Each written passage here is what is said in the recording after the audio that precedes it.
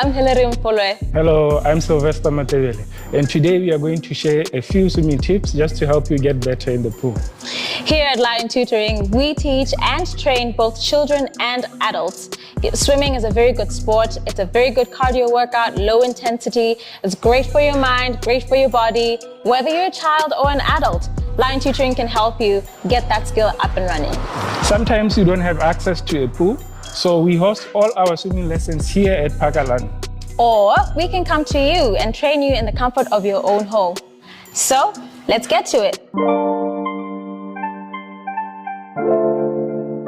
The first step is floating. When you want to float, you have to make sure that your body is relaxed as much as possible.